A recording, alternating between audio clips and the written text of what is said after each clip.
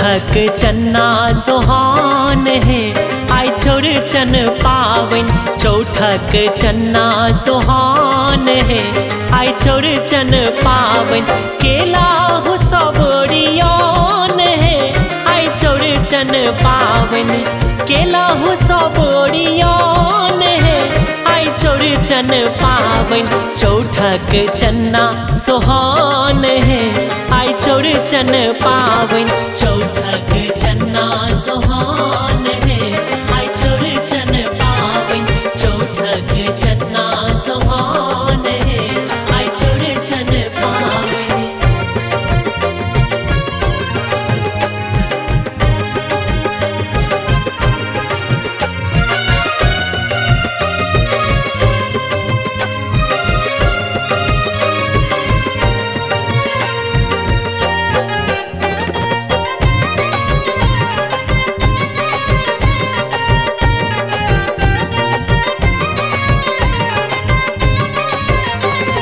ठाव कैल अंगना में अड़पन लिखलिए।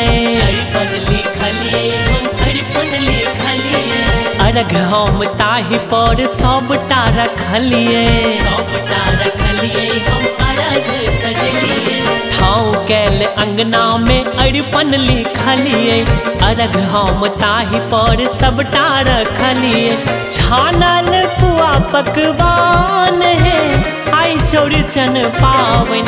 छानल पुआ पकवान है आई चौरचन पावन। चौठक चन्ना सुहान है आई चौरचन पावन।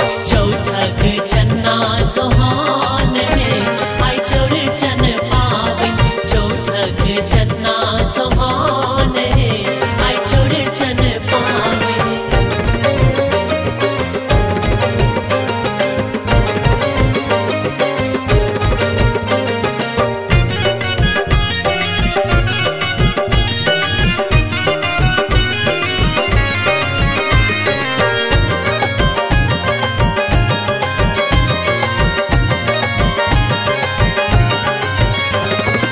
भैटक फूल सो चन्ना पूजलिए।